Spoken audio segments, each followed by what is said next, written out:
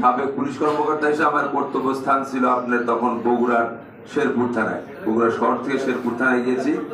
ওর বয়স তখন সবেমাত্র 5 বছর। বুহিন খানের টিভি যখন আমার ওয়াইফ টিভি দেয়, আমরা যখন গান শুনি, ও নিজে নিজেই গান বলে। এই যে তার গানের আগ্রহ, আমরা অত বাচ্চা ছেলে 5 বছর বয়স, নিজে গানে আর দোলে দোলে নাচে। আমি তখন ওখানে পাশে আমাদের ক্ষিদ্র ভদ্রলোক আমার দাদা দাদা করতাম, উনি ইন্ডিয়াতে যেতেন, খুব ঘন ঘন ইন্ডিয়াতে যেতেন। ভারত থেকে একটা হারমোনিয়াম কিনে নিয়ে এসে দিয়েছিলাম। ওই ভদ্রলোক কিনে এসে, ওনার নামটা এখন ভুলে গেলাম, তিনি মারা গেছেন। তার থেকে তার হাতে খড়ি এই গানের জগতে সে এসেছে। তারপরে সে বাংলাদেশ বেতার এসে পরবর্তী স্থান পেয়েছে। বিভিন্ন স্কুলে বিভিন্ন কলেজে গিয়ে বিভিন্ন অনুষ্ঠান করেছে। সর্বশেষ 2006 সালে যখন ক্লোজ আপ 1 এই এনটিভির মাধ্যমে আপনার তার পরিচিত, আমি তখন পিরোজপুর সদরের ওসি, ভারপ্রাপ্ত কর্মকর্তা। আমার ছেলে আমাকে ফোন করলো, বাবা আপনি আমার জন্য SMS করবেন। SMS সিরিজটা কি আমরা এখনো বুঝতে পারছি, কি হয়েছে তোমার? বলো আমি ক্লোজ আপ 1 এনটিভিতে আমি শিখেছি 40 জন, আমরা এখন প্রতিযোগিতা হবে, SMS করতে হবে। আমি ভারপ্রাপ্ত কর্মকর্তা হিসেবে পিরোজপুর সদরে তখন কর্মরত। আমাদের উকিলবার সহ আমাদের পুলিশের যারা ছিলেন, আমি বিভিন্ন স্থানে যারা দায়িত্বে ছিলেন তাদেরকেও বিভিন্ন জায়গায় বললাম। আমাদের সম্মানিত তৎকালীন পুলিশের আইজি, উনি তার SMS করার জন্য বিভিন্ন জায়গায় মেসেজ দিলেন। এই যে মেসেজ দিয়ে সে ক্লোজ আপ হিসাবে পরিচিত হলো। তবে প্রথম স্থান অধিকার করতে না পারলে সালমা প্রথম হলো SMS এর মাধ্যমে। এত SMS পেয়েছিল সালমা, প্রায় 20 লক্ষ, মহিন পেয়েছিল মাত্র 8 লক্ষ, যার জন্য সে 3য় স্থান অধিকার করেছিল।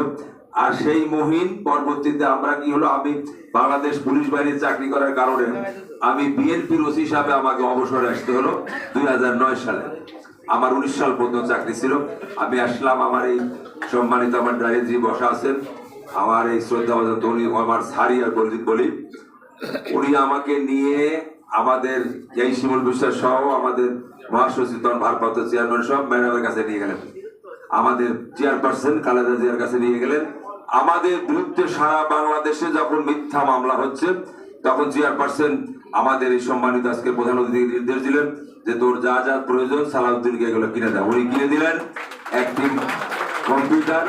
আমি একটা লোক নিলাম, সেলিম নাম ছেলেটা, ওকে আমরা নিয়োগ দিয়ে এই তখন থেকেই বাংলাদেশ জাতীয়তাবাদী দল বিএনপির সমস্ত মামলা হামলা গুমের তালিকা দেখছি। 11 সাল আর 2024 সাল লাখো লাখ মামলা। এই যে তারা এই আমাদের যে বাংলাদেশ জাতীয়বাদী আদর্শ বিশ্বাসী যারা শিল্পী, তাদের থেকে এই ফেসিবাদ সরকার সবাইকে, তার বাংলাদেশ বেতার থেকে শুরু করে সেনাবাহিনীর যে সমস্ত প্রোগ্রাম গুলা হতো, বাংলাদেশ জাতীয়তাবাদীর আদর্শ যারা বিশ্বাস করতে, এই সব শিল্পীদেরকে দাওয়াত দিত না, আমাদের কাউকে দাওয়াত দিত না। তার মধ্যে আমার ছেলেও একজন।